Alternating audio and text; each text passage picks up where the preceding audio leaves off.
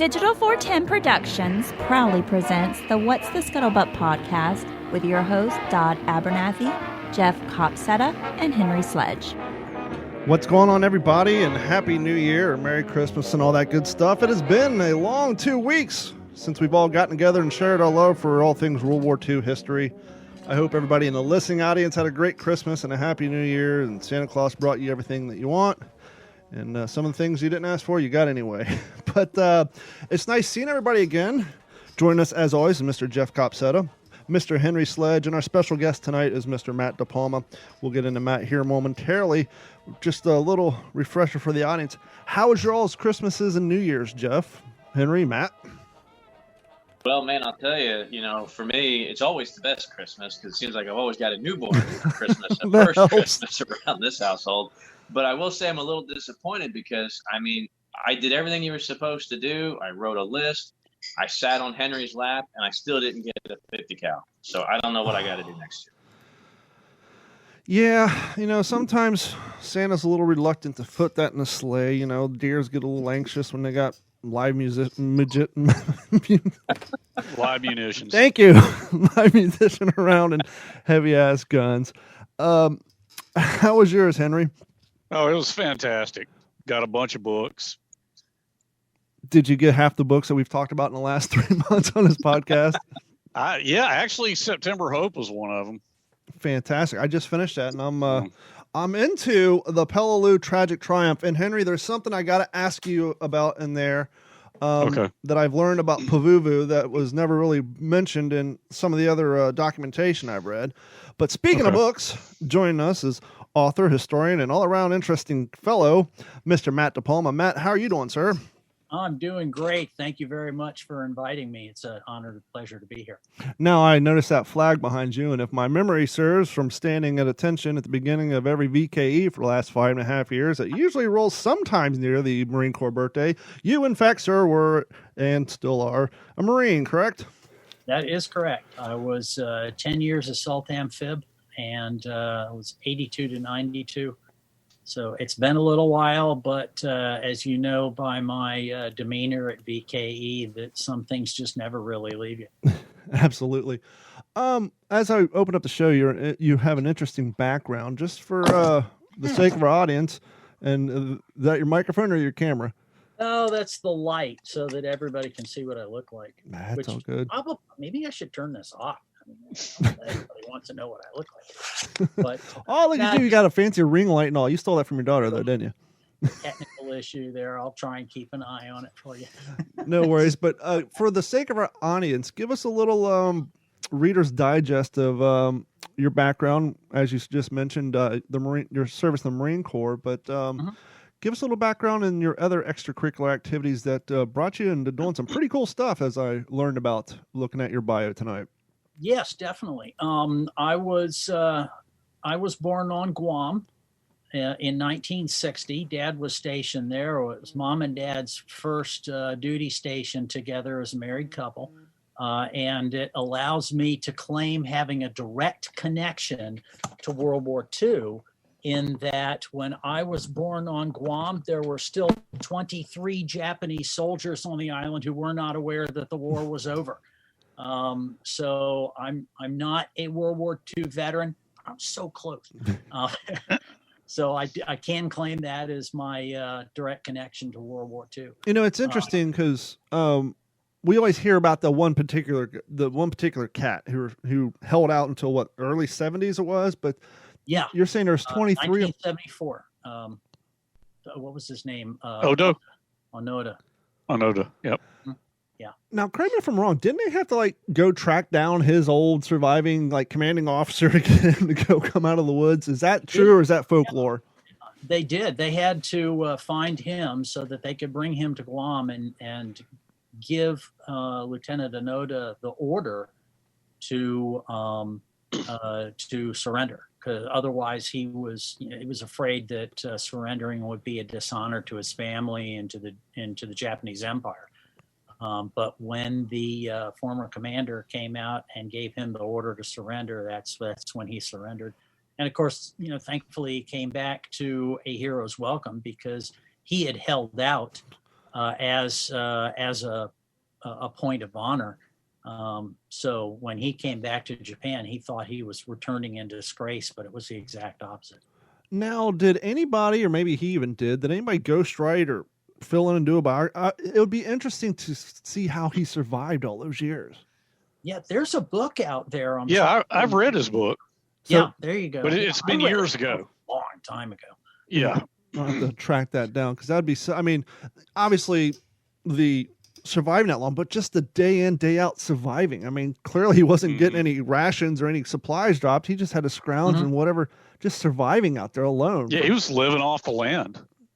Yeah, absolutely. Stealing what he could from the locals, that sort of thing. Yeah. Wasn't that in the Philippines? There was another group that was in the Philippines. There was another group that was in Burma. It was two men who held out, and they weren't military. They were actually military contractors who were there as part of like a construction battalion or something. They didn't get the hero's welcome because they were staying alive by thievery and a couple of other dishonorable deeds. But yeah, Onoda was the most famous one. So on Guam, you said they had 23 of them. And what? 1960 when I was born. 1960. A lot of them came out of the woods shortly after I left. It's like they were just waiting for me to leave. All that DiPalma baby's gone. Let's come out. Exactly. Got rid of another Marine. And so, as after you left Guam and your life progressed, what roads did you travel down? Being a Navy brat, we served in a number of spots: Virginia Beach, Hawaii, Pensacola, Jacksonville, Florida. Dad was 29 years Navy. I went to University of Florida, took up graphic design and illustration there. No, that's the old school graphic design. That's not Photoshop and computers. That's light tables and razor blades. Yeah, that was Rubelith and stat cameras. So that goes back quite a ways. That's where I picked up my love of football and graphic design together. The company I worked for had an exclusive with Walmart to provide all of the collegiate T-shirts in Florida and through much of the Southeast. Screw the light. It's good without it. Don't worry about it. You're good without it. Technology, phooey. But at any rate, so that's where I got my love for all of these championship games. Henry, doing a lot of the bowl designs and designs for the various schools and such like that. So it was a great experience. Got me launched into graphic design. It's where I picked up using the computer, which is what I do now. I'm currently a graphic designer for a company called Jacobs, which is a very large company that does a lot of government contracts. I work in the technology section. I do a lot of the graphic design for the proposals we submit to the government. Fun. Now, you're one of the few we've had on the show who dedicates their historical reenacting and research, and we'll get to hear momentarily your years of graphic design has led you into publishing some interesting books and helping out in the hobby. But with your background and all your knowledge on World War II and the military, what led you to, what sparked your fascination with the German side? Well, we do obviously have the prettier uniforms, but apart from you that, had Hugo Boss on your side. We just had some people with some. Had to bring that up. That was spoken from a true Marine, wasn't it? Yeah, buddy. Jeff is Army, by the way, so Jeff served as well. Oh, awesome! Thanks for your service, Jeff. But at any rate, I first got interested in it when I was growing up. My uncle Dave was a 36th Infantry Division veteran. He landed in Salerno in 1943. He was in the Louisiana maneuvers in 1940.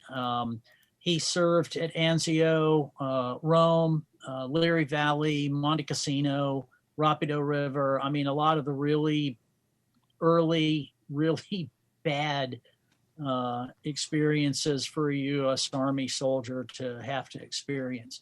And I think I was 10, maybe 11 at the time when I asked him, who had the best army in Europe during World War II? And I fully expected him to say the U.S. did, just out of, pride of having served and whatnot. Now, he wasted no time whatsoever and said the Germans without even hesitation.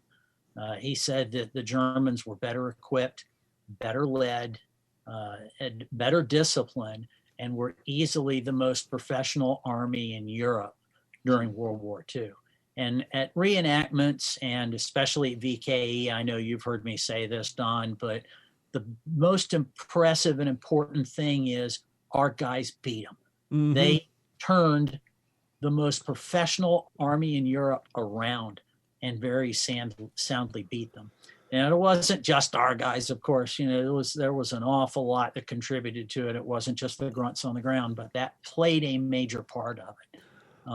And as such, my Uncle Dave had that level of respect for the German soldier. I started doing research into them and what was it that made them different? Because there weren't very many of them that were members of the Nazi Party. So, you could portray a German soldier, and I like getting out of the reenactments and doing the best I can using all of my tactical knowledge that I acquired as a jarhead, and doing what I can to make it as difficult for the Americans as I can, because that's really the kind of legacy we're trying to show. I mean, the reenactors want to let them know that this wasn't the Hollywood World War II. This wasn't a matter of us going in knowing full well we were going to win this. This also wasn't a cakewalk for the GIs and the Brits and the Marines and everybody else that participated. This was one heck of a thing that had to be done. And they rose to the challenge, as like Tom Brokaw says, the greatest generation. They rose to the challenge, did what had to be done, and defeated what is very easily recognized as probably one of the most heinous organizations the human race has ever turned out. Matt, I've got a comment there. You may be interested. Something I just came across listening to a history lecture, really mainly talking about the Peloponnesian Wars, and how, we look at how basically what we get our knowledge from that is mostly from Thucydides. And how his outlook was, and it's interesting. And the guy doing the lecture brought up, when they look at that 27-year period, it was kind of broken up in chunks where we've kind of collectively, it's the Peloponnesian War. It lasted 27 years, but he made the comparison to how will people 1,000 years from now see the German military? Are they going to see World War I and World War II, or are they going to see the German Empire? And like so many other empires in history, they had these sort of micro wars, the Punic Wars, but it wasn't over. It was a war and then a breather. And I'm curious to see your input on that, or what is your opinion on that? The mighty German army. Do you think future historians will see it not like we do in two separate world wars, but more of a coming up, a breather, and then a final, push? Mm-hmm. It's an interesting way of looking at it. I mean, you there's no way you could have had World War II without having had World War I and the Versailles Treaty first. That much is definitely obvious. But I mean, there's enough written now that I don't think that they will blend the two in 1,000 years. Of course, a lot can happen between now and then, so nobody knows for sure, but may have to come back and figure that one out later. But I think that because you're talking about two very distinct countries, Germany prior to 1918 and Germany post 1933, and there was plenty of mess that happened in between the two. As a matter of fact, one of the things that I'm working on right now, one of the books I'm working on, is the Allied air offensive through German paperwork. I'm working on kind of like a volume of that, where I concentrate on Germany preparing between 1933 and 1939 with their air defenses. But in order to understand that, you have to look at everything that happened from Versailles and through the Weimar Republic, and why the Weimar Republic was so reviled at the time. So I really don't think that there's going to be that combining of the two, like with the Peloponnesian War, because that's a really good point to make. But I think because of that Weimar era in between the two, that historians in the future will be able to keep the two separated. Now, one of the books you have 3 published books, but one of them, which is very interesting, kind of leading off of what you're just talking about, the book you're working on now, you have the German military travel papers of the Second World War. How did that project come about? And I guess maybe leading into that is, how did you take your graphic design history knowledge and say, hey, there's a need or a desire just for my own fun to start researching and recreating some of this important paperwork? Yeah. Well, thanks. I've been collecting paperwork for about 30 years, all sorts of historical paperwork. I have documents, newspapers, ephemera, all sorts of stuff from, I think the oldest piece I got is like 1740. Wow. And then up through Second World War and into the early years of the Cold War. And I just collected all of this because, I couldn't afford to collect firearms. I couldn't afford to collect helmets and canteens and uniforms. And plus, I really didn't have any place to put them, even if I did. These white binders that you see behind me are all filled with various eras of paperwork. See, that was going to be my next question, is some of that yes. stuff. Well, paperwork, it disintegrates. Jeff's worked in museums, and Henry has experience with museums, and Jeff, you have your microphone muted for some reason, but how do you prevent the disintegration and storage of them? And furthermore, when you said you didn't have the money for canteens or the space for helmets, one might argue collecting paperwork is a hell of a lot harder, because 1, less of it was manufactured than M1 helmets, and 2, as I just previously stated, the fragile conditions in which they can easily disintegrate, especially German paperwork that was probably at some point tried to be destroyed when they were, running from the Allies. That's a worthy cause to try to collect all that stuff and preserve it. Well, I'm doing my part. I don't know what museum is going to end up with all of this when I pass. Penny and I, my wife, we don't have any kids. So if you know of a good museum to recommend it to, or a good auction house, depending on whether I kick off before she does. What's the old saying? My biggest fear is that I die and my wife sells all my guns for what I told her I paid them for them. Exactly. Well, I'm in luck because Penny and I met reenacting ages ago. I'm not going to say how long, but 2010. Seriously, though, we've been married for over 37 years.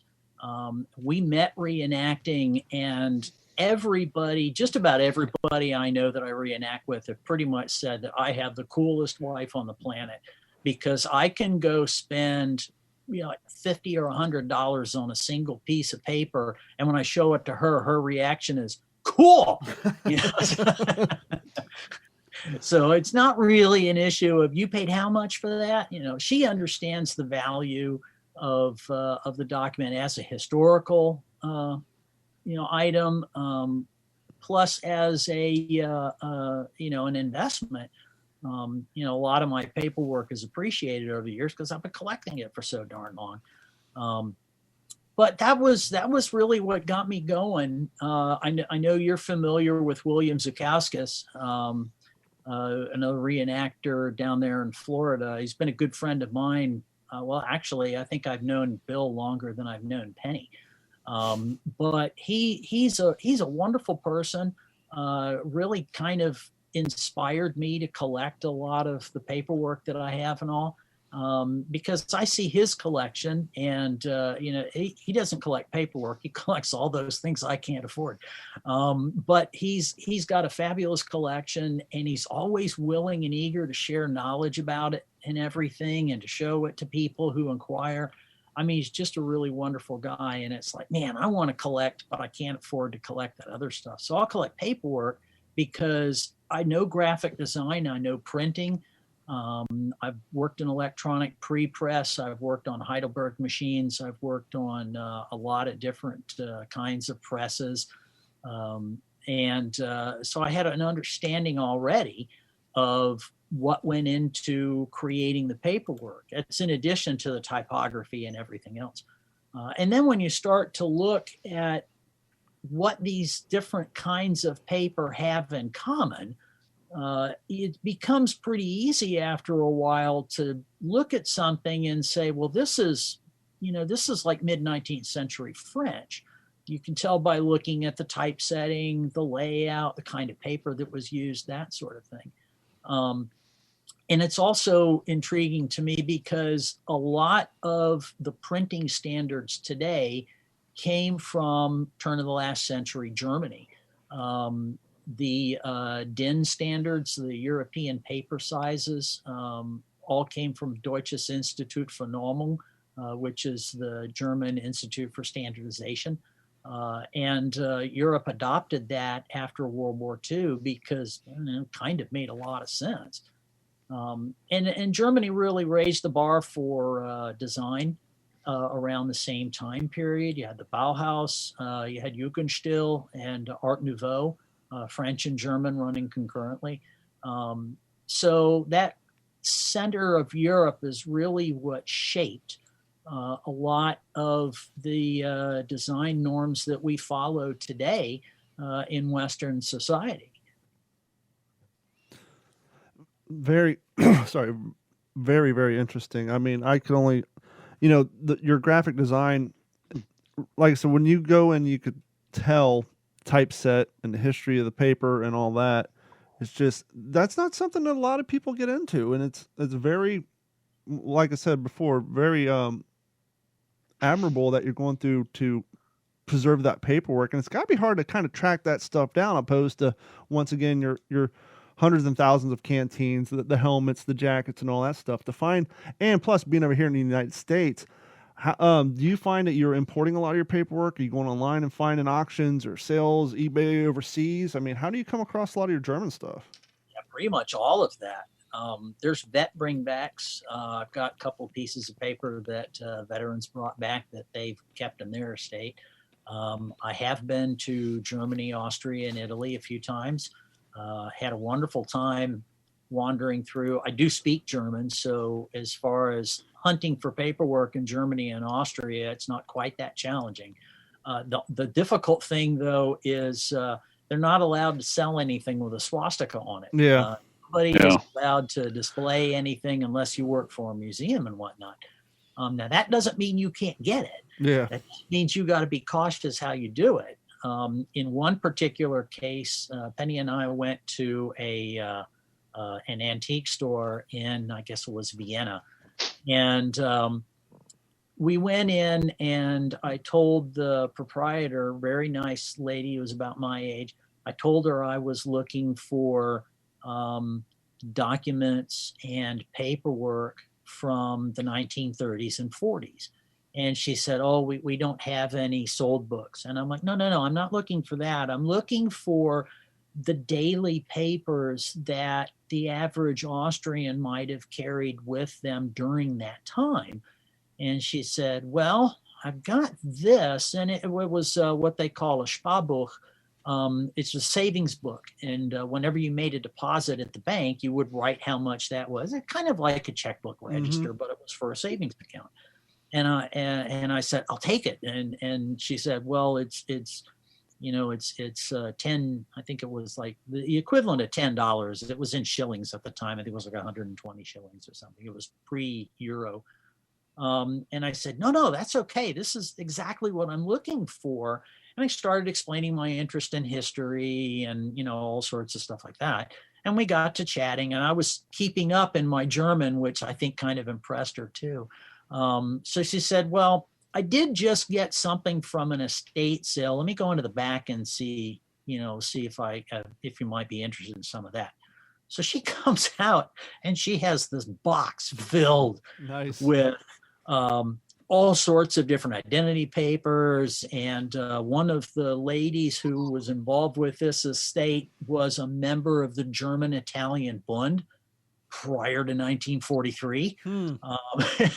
And she had all of her paperwork, all of her correspondence, all of her ID cards of this organization of German and Italian friendship prior to the Italian capitulation in September of 43. And there was swastikas on everything. I mean, it was just loaded with them, all sorts of ID cards and the postal savings account books. And I mean, we chatted even further. And she said, well, would you be interested in any of this? And I'm like, oh, yes. Matt said $50 American sold. Yeah. So it was really cool because, then I realized that, it says, yeah, the paperwork's there.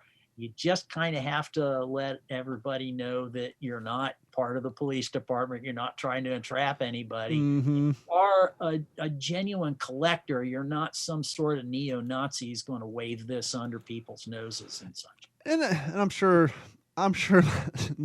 being on that side of the hobby, you kind of have to deal with those when someone first meets you, perhaps comes into your office. There's a sideways glance you have to maybe quickly correct.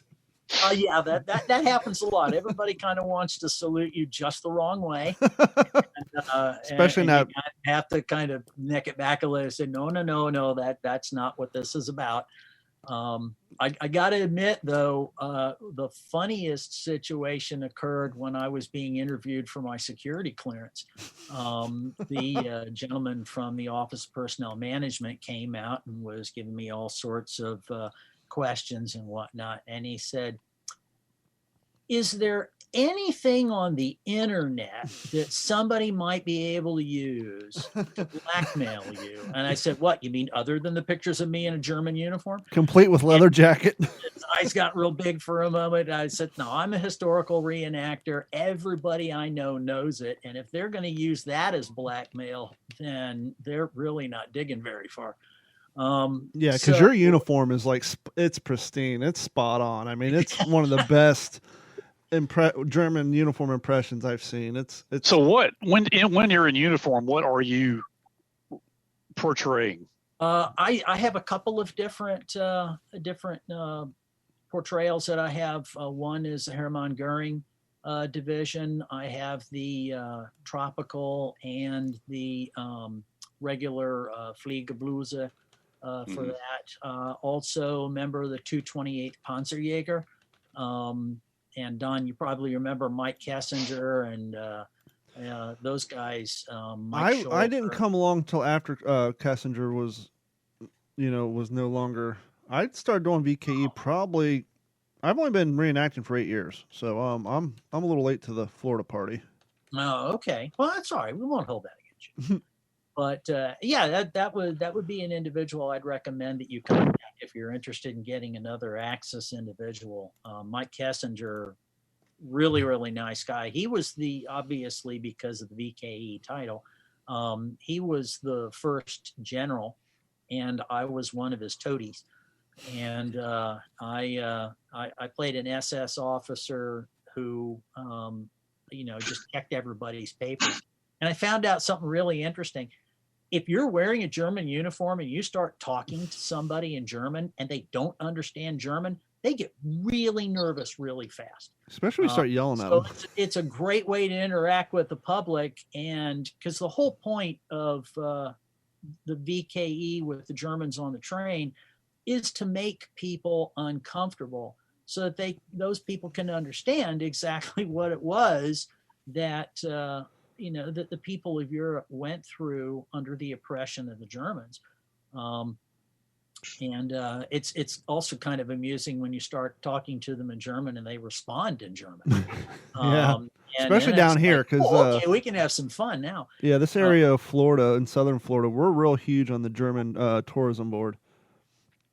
Oh, really? Cool. Yeah, especially down here in Southwest Florida. Like when I first moved down here, like the German equivalent of the Discovery Channel was doing shows down here. I got 4 or 5 German clients, and let me tell you, when I go work on their computers and you ask them for a password, you know what they do?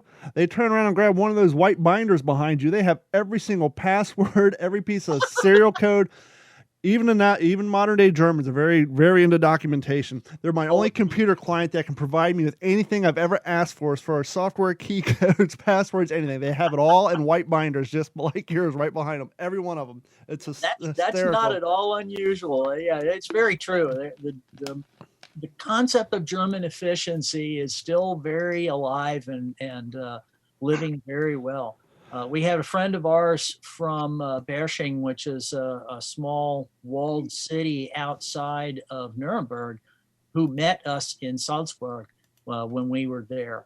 And we were talking to him on the phone, and he said, well, we can come by about 10 o'clock. How's 10 o'clock sound? And we're like, perfect.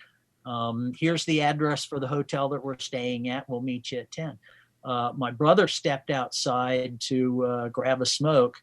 And here he sees our friend and his wife wandering down the street. And he looks at his watch and he says, to the second, it was 10 o'clock. Mm-hmm. And my brother went, you're here. And he says, of course, it is 10 o'clock and I am German. Now, you have a book on your German paperwork, and I saw on your Amazon author description that you've done some paperwork for certain a little bit of Hollywood, some TV shows and some productions and stuff like that.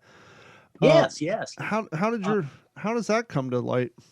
Well, that started out with when I did my Repro Paperwork website, and I started reproducing things in my collection that was kind of stuff that I would like to have, like the travel papers and ration cards, things like that. And I was contacted out of the blue by, and I'm sorry, his name escapes me right now, but he was the art director for Royal Pains, which was a television show about a concierge doctor in, I think it was Martha's Vineyard, or in New England anyway.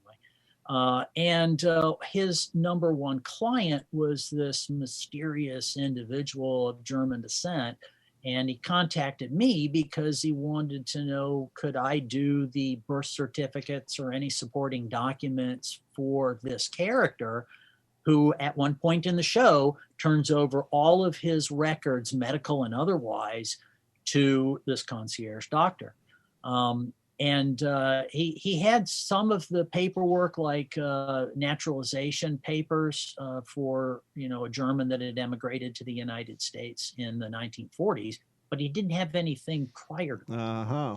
So I put together birth certificates and paperwork going back to about the 1850s, 1820s, and sent those to him, and they aged them appropriately and everything. If you watch that series, if you're familiar with that series, I did about half of the paperwork in that big old dossier for Royal Pains. He enjoyed what I'd put together so much that he put me in touch with, Fringe, that's the name of it, a TV show that needed Soviet paperwork. And because I collect Soviet documents, I took Russian at the University of Florida, and I've lost almost all of it, but I can still read and write Cyrillic.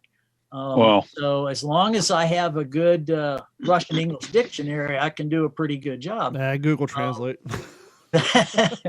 It took some doing, but thankfully it stuck with me. One of these days I'm going to pick up Arabic, but that's another story. But you don't have enough on your plate. At any rate, I did paperwork for that television show as well. And they put me in touch with the art director for the movie Sucker Punch, They needed some World War I paperwork. And if you remember the scene, if you've seen the movie where the German officer in the trench flips the table up and all the papers go flying, about a half of those are mine. You know, it's interesting because you would think as a casual observer, oh, they just got some yellow paper, just type a bunch of random letters on it and then stuck it on there because the cameras don't get close up. The fact that they hired you to come up with authentic paperwork that you're not going to see the font while it's flying through the air, that just goes to show how much they put in their production. Well, it's IMDb syndrome. Everybody on IMDb will like pause a movie and on this UHD TV screen zoom in to see it. That paperwork wasn't used until 1944. Why are they using it in 1939? Yeah, we're real bad about that here. His name's Matt DiPalma. He has many books.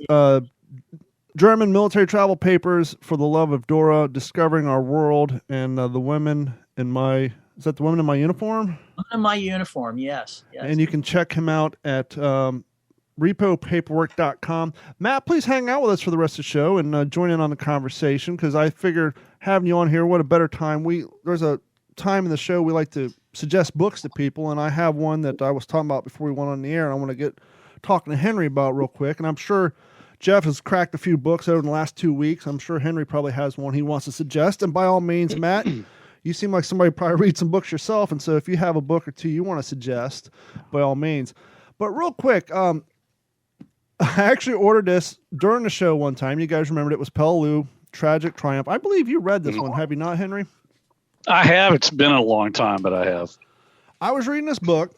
Now, we all know from the Pacific and Helmet for My Pillow and that little book with the old breed that there's some discussion about Pavuvu, but it's primarily talking about land crabs and rats and this and that. And one of the things I learned from this book was how damn small the island was, to the fact that they didn't have enough room to have a quality gun range or even places for the replacements to get kind of cycled in and learn battle exercises. And, you know, you guys know I can't read for shit, but I'm going to read this real quick.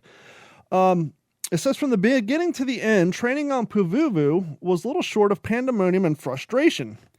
Company streets were the only areas where men could engage in mock attacks. It was routine to see one outfit charging full tilt between rows of tents and other troops in formation standing at a rigid attention for rifle inspection, or other units practicing close order drills. Quote, this would have been fine if we were getting Japs out of tents, but it's a whole different story considering we're going after reinforced bunkers. And one of the things that reminded me of just the idea and thought of these guys doing battle exercises through the streets and around tents. And I've talked about this before, is when I first got into reenacting, I filmed with First ID. One of the things John would have us do at some of these events was, because we were never together, was have us do little tactical exercises through the reenactment village. And I always thought it felt so dumb to see us going through tents and hiding behind the blacksmith and all that. But so when I read that paragraph out of here, I just had flashbacks of us doing the same thing. Henry, did your dad ever really get into conversations with you, or have you heard him talking about other things about Pavuvu other than the rats and the land crabs, about how small it was and the living conditions? Because this book makes it sound like Pavuvu was the worst thing to happen to the Marines for restaging.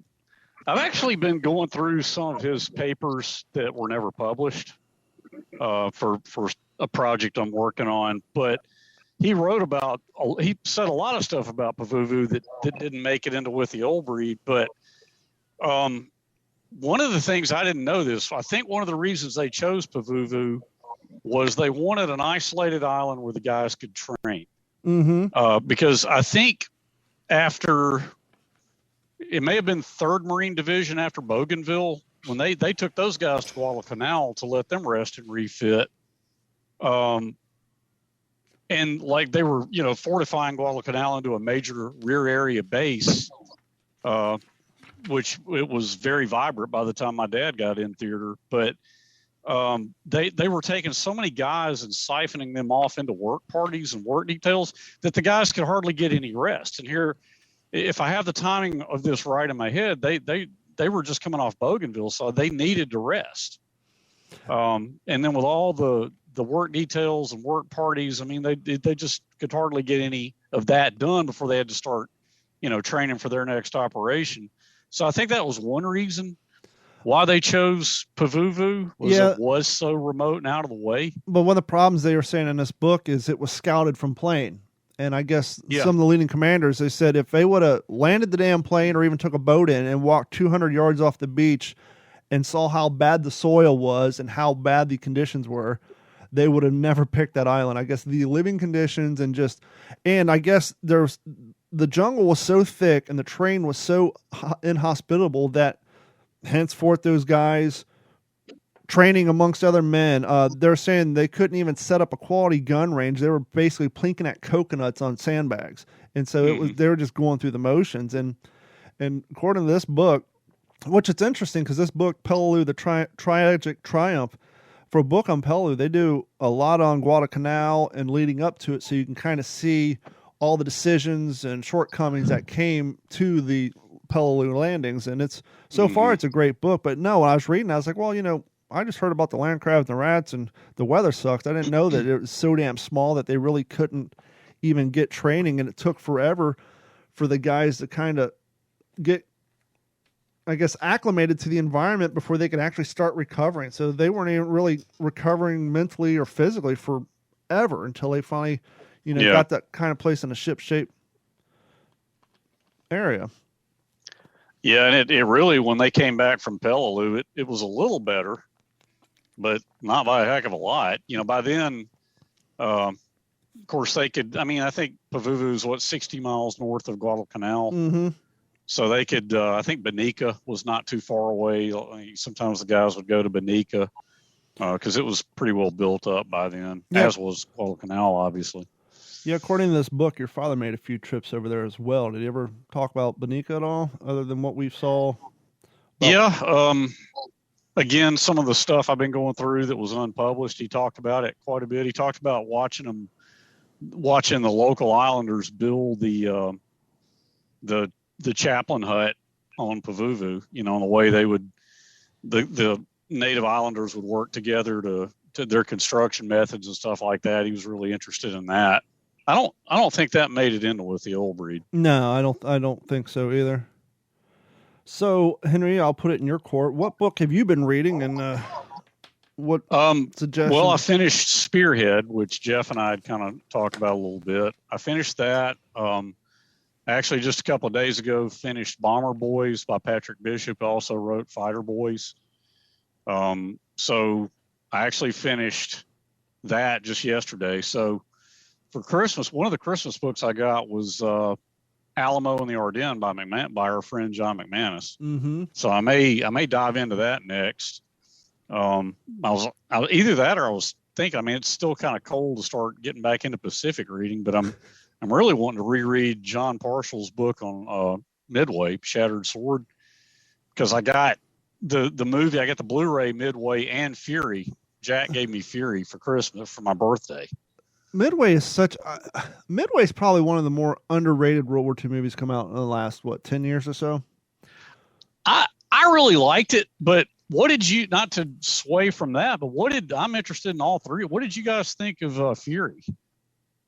I liked Fury. Fury was good. It was interesting because when Fury came out, that was right around the time I was training heavily with 2nd Armored, and so I was spending a lot of time walking with Sherman tanks.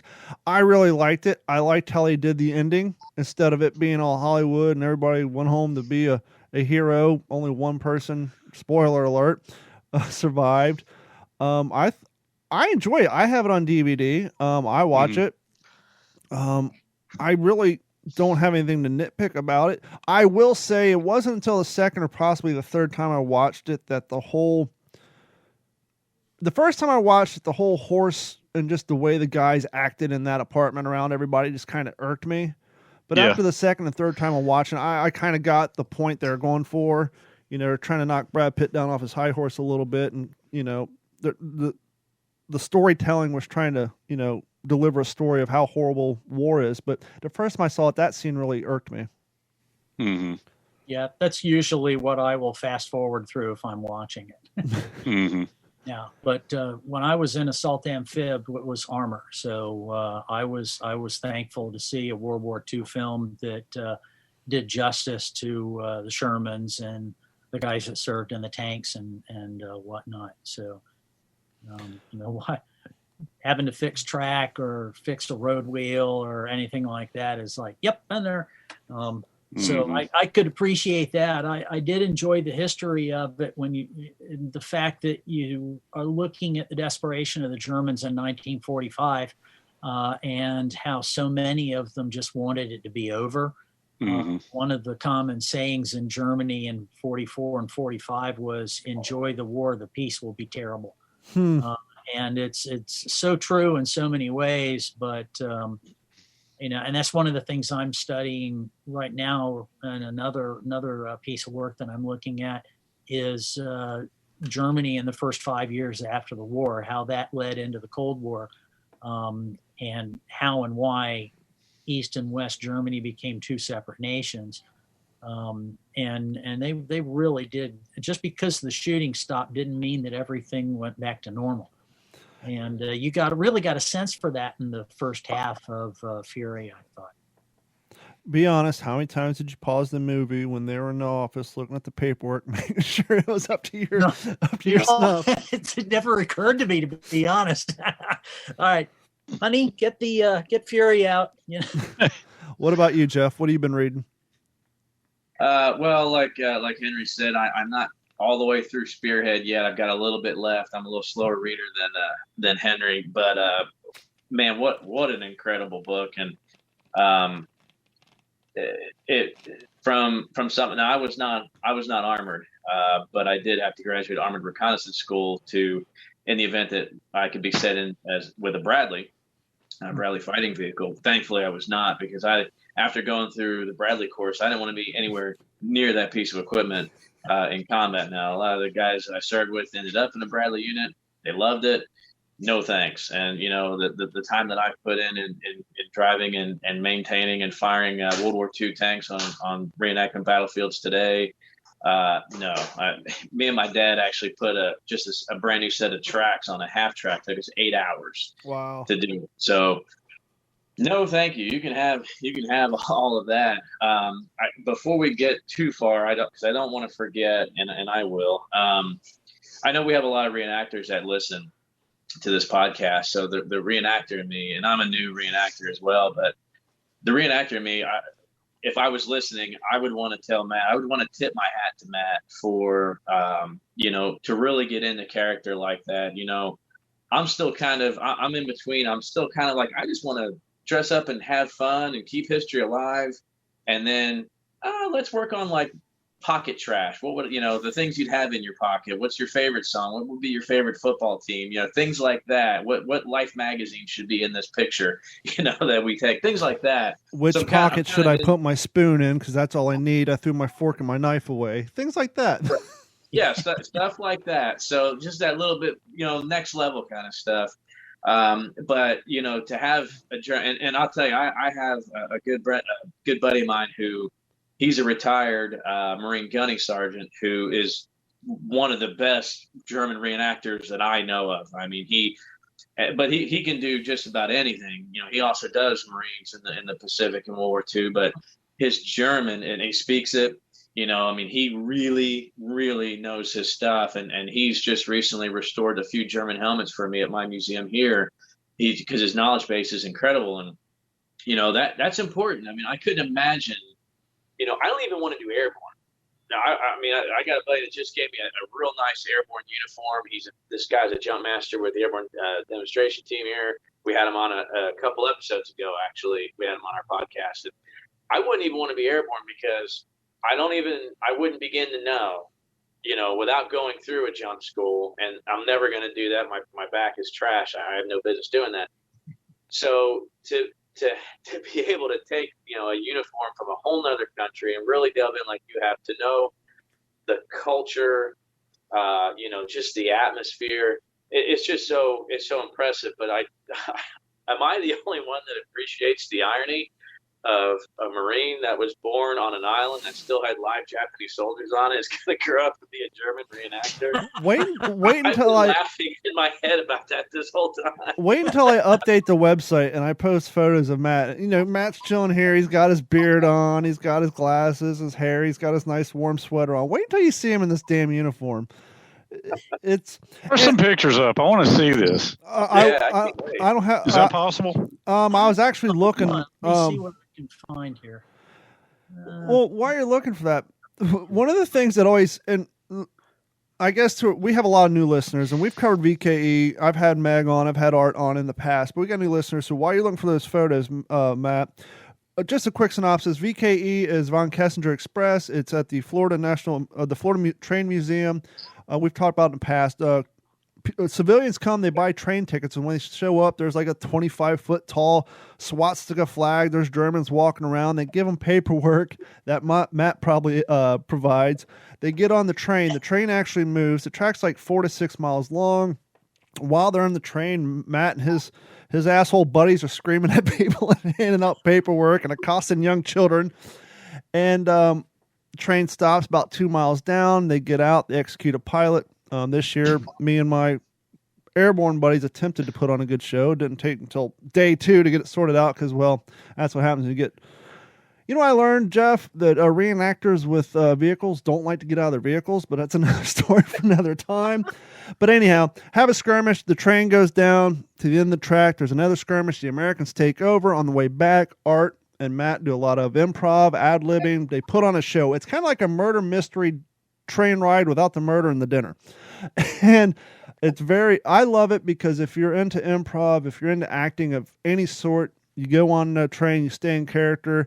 As an ally, we're looking for the German paperwork. We're talking to the people. We're, accosting the Germans. And it's all in all, it's a good time. And so shout out to Matt and the people who put that event on. And shout out, and we had Paul on back in 2020 in order to keep this thing alive.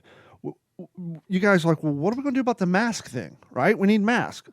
How are we going to do mask in 1944?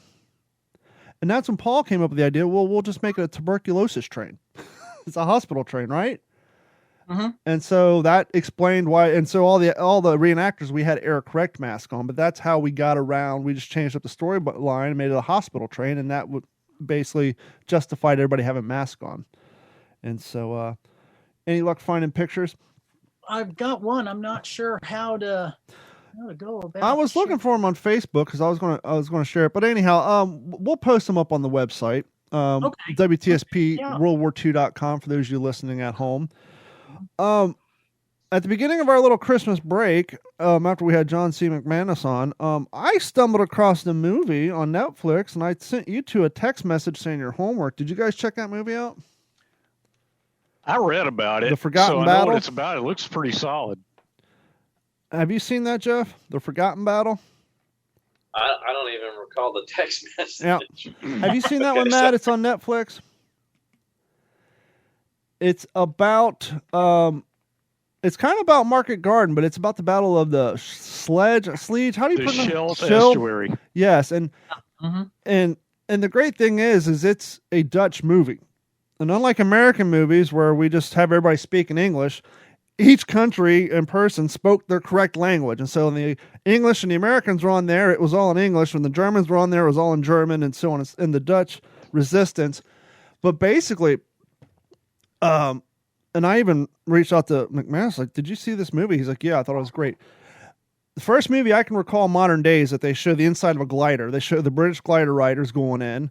The Dutch resistance. It's a fantastic movie, but it's about that ending of, the Operation Market Garden era that we're talking about with McManus, and it's fantastic. You guys got to watch it. It's really, really well done, and it's like I said, it's a Dutch movie. I want to say, yeah, but you're correct. Yeah, it's fantastic. You guys got to check it out. Maybe watch it on the weekend or something, but it's very, very, very cool. And I didn't know that Montgomery's son basically weaseled his way into that mission. He was a glider rider, and his glider was shot down. him and 4 survivors of his gliders were like 50 miles from the drop zone. They were in a flooded area and just trying to survive, and their leading commander was basically paralyzed, and they were floating him around on a makeshift raft. And it's a damn good movie. So that's my suggestion for all y'all listen. It's on Netflix. It's called The Forgotten Battle. It's very, I've very got good. one that's not a suggestion to watch. I came across the other day. The Eagle Has Landed. Not familiar with it. I remember that one. Keep it that way, Don. Yeah. So it sounds great. Okay. It's a brief synopsis is they want to send German paratroopers to England dressed as Polish soldiers to capture Winston Churchill. Okay. What could go wrong? All I have to tell you is it's done in 1976. All I have to tell you is Michael Caine is a German. Mike Cocaine.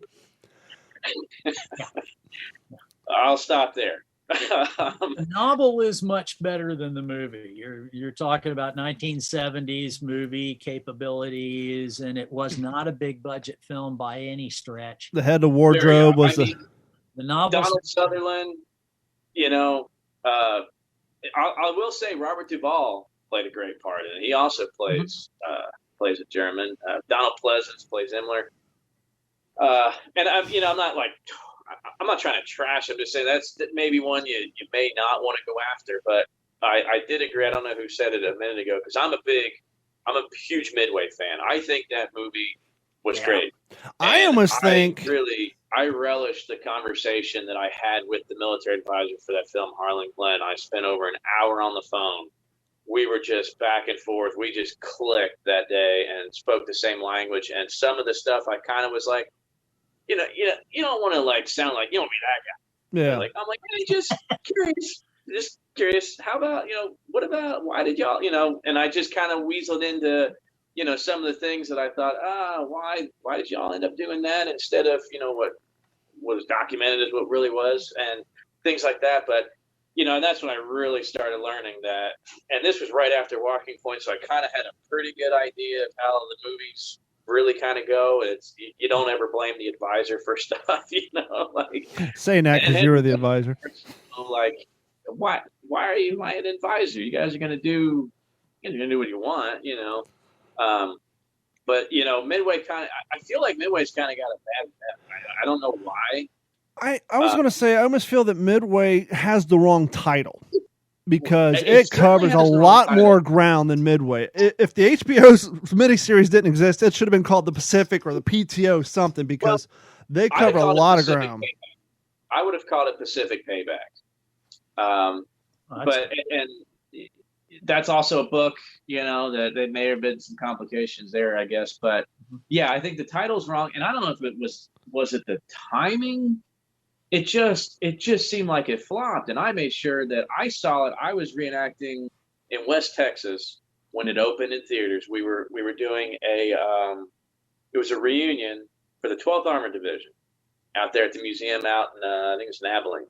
Cool. So did a big show for these guys out there, and that was opening weekend. So took all the reenactors. We went to the theaters, and man, as soon as I got home, I took my son and my dad to go see, we got to see this in theaters, before it's too late. And I don't know, it just, not a lot of people are talking about it. You're like, since I was a kid, that's the kind of movie I wanted to see. It really is a good movie. I mean, they do a great job. I think I agree 100%. I love the movie. I mean, I've watched it 3 times since I got it, and I'd already seen it in the theater. So I think to comment on that, Jeff, and Matt weigh in here, but I think it did well. It made money. It did very well at the box office because I looked it up. I was really interested in that. Mm-hmm. If you feel like people weren't talking about it, think about the national mood. I was going to say it was 2019. Yeah. It's 2019. What's going on in our country? I mean, a bunch of dudes in World War II, a bunch of men being heroes, and I could add to that, but I'm not. That's not going to get talked about in this day and age, sadly. The movie I thought was great. The shows I watched, like Paul Woodadge's World War II TV, he had Drac NFL, who's this big YouTuber, a naval history expert. The things I hear about it that people say that are negative is like heavy on the CGI. Well, how many naval battleships are around? They're not trashing the movie as a whole. Yeah. I've heard the same thing. Yeah, it's also CGI heavy. Well, where's the Akagi right now? Yes, yeah, exactly. I loved it. I'll keep on watching it. I thought it was great. CGI is not bad as long as you do it well, and I think they succeeded in doing that. I mean, when you can interview veterans, and their one complaint was that your altimeter wasn't spinning fast enough, then you've done a pretty darn good job. Yeah. And I mean, that was the one quote that stuck with me from a veteran. It says, "Yeah, when you go into a dive, that thing spins like a top. It wasn't going fast enough." Yeah. So let me ask a question here about the dynamics of being in a dive. Let me ask a question to all of you. Wouldn't they have had their goggles down and their canopies closed? Yeah, but when you're an actor, you want FaceTime, so you always put the goggles up. Is that what it was? Would have been down. The canopy's not necessarily closed because we are talking about being in the Pacific in June. Mm-hmm. True. I have heard they left them open because they would fog up the gun sight or the windshield. It wouldn't surprise me. If I was backed into a corner and someone said, "Okay, you got to tell me the worst scene or the worst part of Midway," the only scene I could really nitpick and like could have done without was like when he was traversing from one ship to the other via the rope, and then it snapped, and then he's still hanging on. That's like the only super Hollywood scene in that movie. But once again, it's a blockbuster movie meant to be, and that you want that kind of action in there for the general public. So if I was backed in the corner, that would be the only scene I could even nitpick. I think it's a great movie. Yeah, 100%. But the other thing, Roland Emmerich had to make that as an independent movie, and he had Chinese financing. So think about that. He could not get, you talk about but he could not get the Hollywood A-listers to back him. I don't like A-listers. And so, of course, they're not going to talk about it. I mean, you got Woody Harrelson's in there, but honestly, I'm talking about like Paramount Pictures or 20, that's what I mean. Right. Any of the big producers that would have been able to bankroll that without even blinking. They didn't want to touch it. I kind of like what was it? The World War I movie they put out, 1917. I like movies when they're not chocked, like history movies, when they're not chocked full of A-list actors, because then it doesn't bump you. When you're watching a movie of up-and-comers that you've never seen, like the first time you watch Band of Brothers, and maybe you recognize the one guy from Office Space, but that was about it, and Jimmy Fallon near the end. But to me, when you're watching a great movie and the actors are effing phenomenal and you don't know who they are, you will 5 years from now because they're going to blow up. I love that because it doesn't take you out of it. It doesn't bump you. So I almost prefer not having A-list actors. Yeah, sometimes A-list actors kind of ruins it for you. Don, real quick, I wanted to mention one more book before we shut it down here, and Don and Henry, you guys already know, and I'll share this with Matt and with all of our listeners. Lost a good friend here recently. A guy that I met probably 5 or 6 years ago, and throughout my life, there's been World War II veterans that you kind of latched onto. I've met, and like you guys, I'm sure you've met a ton of vets all across the country at different programs and air shows and everything. And here recently, as I've gotten into reenacting and now running a gosh dang museum, those opportunities, while they should be abundant, they are no longer as abundant because the men are no longer there. So it was a tough one, but we lost Mr. Fred Harvey. Teely is his first name, T. Fred Harvey, and this guy was a paramarine.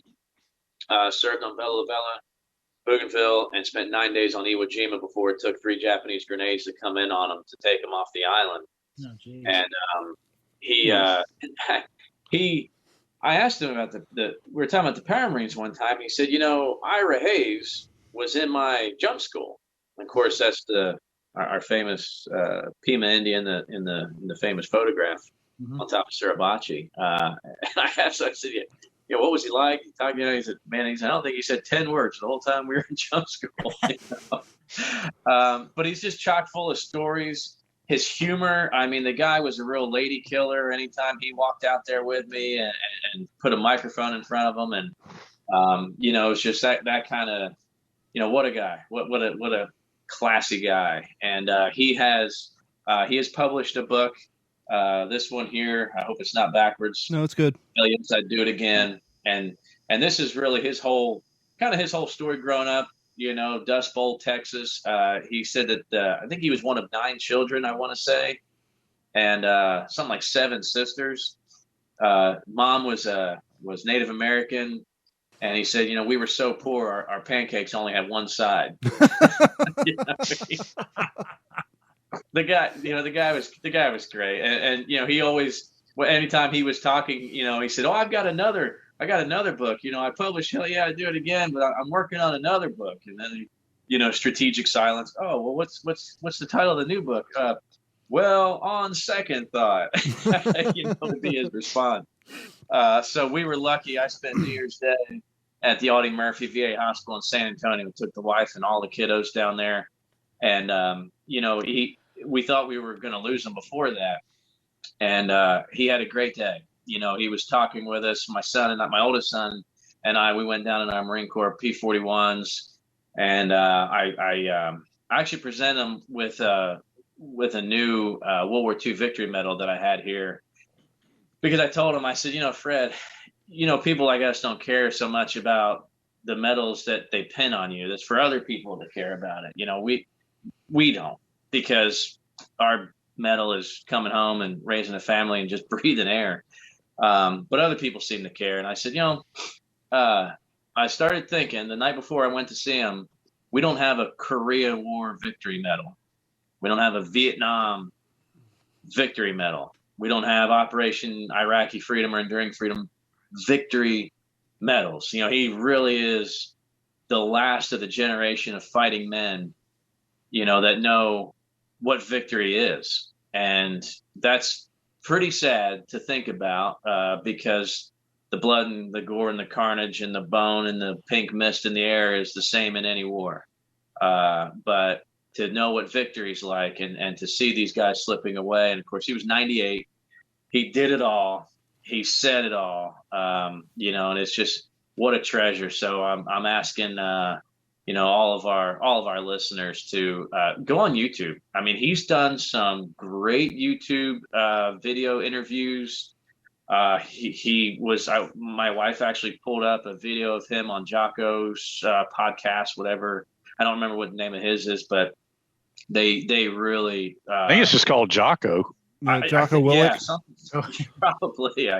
I've never listened to it, but after hearing that clip, I want to hear more from Jocko. But they had Fred in the studio there and just really talking up, quoting from his book, taking some really neat passages from his book. So, get on there and buy the dang book and read it, because he really was. He was a good friend. It's a really neat perspective on just a Marine from Texas in World War II. Can you just give us the Reader's Digest quick version of his boot story? Oh gosh, that's the one thing I remember, his boot story. Yeah, because he was a paramarine. He was a paramarine, and I was trying to get around that with him in the hospital. I didn't get a chance, but he was talking about how he remembered he lost his dungarees. He only had one pair of dungarees. Somebody took him or something. I don't know. I didn't have a uniform to wear. He said we didn't have enough stuff, and he talked about how when he was going over, they didn't even have a weapon for him. Now he ended up he was an engineer in a demo team at Iwo Jima with a 1911 that his mom bought for him, and got it to him in California before he shipped out. He said he wanted a Colt 45. So that really is a testament to just, golly, how how not superpowered we were and what we had to do. Kind of talking about what Matt was talking about before, with to throw 75% of our army at the German army is incredible to think about. But yeah, so Fred had very small feet, and they didn't have boots small enough for him. And I forget all the details to his story, but I remember the shoes that he had holes in them. and he had cardboard and everything else in them. And that was the only shoes that the Marine Corps had, okay, keep your shoes, because we don't have anything that'll fit them little feet. And somehow, somewhere during his training or in jump school, somebody took his shoes and had them retread with new soles on them. That part I do remember, and I'm sure it's all in the book. But that was tough. That was tough to see him go. And Don, you can go on. I'm not on Facebook anymore, but you can go on Instagram. Got some pictures of him and I. Yeah, I saw him. Pictures with the family that we, and to just listen to him talk was really neat. He was talking about how Tyrone Power was the guy who taught him how to shave. He never shaved before, and he said, I couldn't get that stuff. It was just running off my face. It was just, what a treasure. And he's done so much. He'd come out to my air show, sell his books, and hang out with us. And that's a tough one to lose. Like they all are. Mm-hmm. They all are. Yeah. Henry, it's that time. It's time for Henry's plugs. He's the most active member of the What's the Scuttlebutt podcast, and so now it's time for Henry's plugs. What do you got coming up, Henry? He wonders why we bust his chops. Now we know. Oh God. Well, okay. So I was on Angus. Okay, Wallace's so see, I told podcast. you. No, go ahead. I just stepped all over you, but go ahead. You broke my bit, dude. And are you done yet? But anyhow, Angus Wallace's World War II podcast, that should be airing any day now. I did put in a good plug for our show, so that was good. And then I'm going to be on Paul Woodedge's World War II. We're going to have Paul the end of January. I'm going to be on his show again in February talking about when I went back to Peleliu, because he's doing a series of shows going back to the Pacific with that kind of theme with different people. So he wanted to do one with me going back to Peleliu. So that's what's coming up for me. And Matt, as our honorable guest, you have any plugs you want to get out? No, other than feel free to stop by and look at my author page on Amazon.com. You can order my books there. Taking a quick step back for a book plug, though, I did recently finish a book called The Birth of the Nazis. And it deals with something very different, and that is the organization and fighting that the Freikorps did between 1919 and 1921. Really very interesting read about a part of German history that not very many Americans get a chance to see. Go to Germany and mention Freikorps, and where you can just feel the temperature going up in the room. They're about as popular as the Landsknecht were from the 15th century.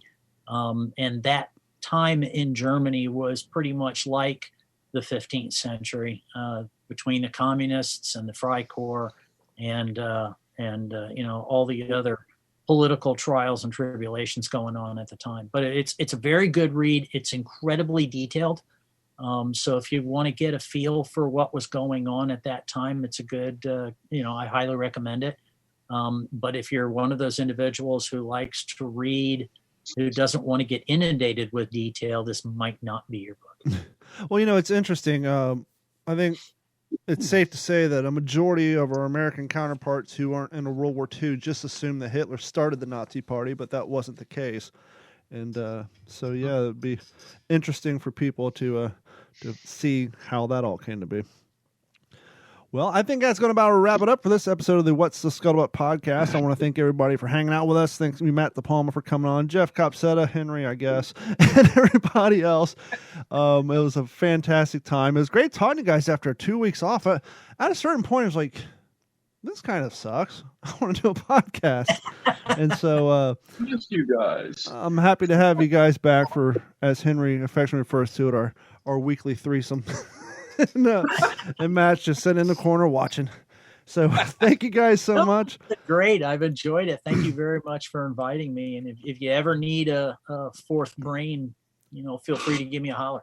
Absolutely. And so thanks everybody for hanging out with us, and we will talk to you sometime next week. This has been a Digital 410 production.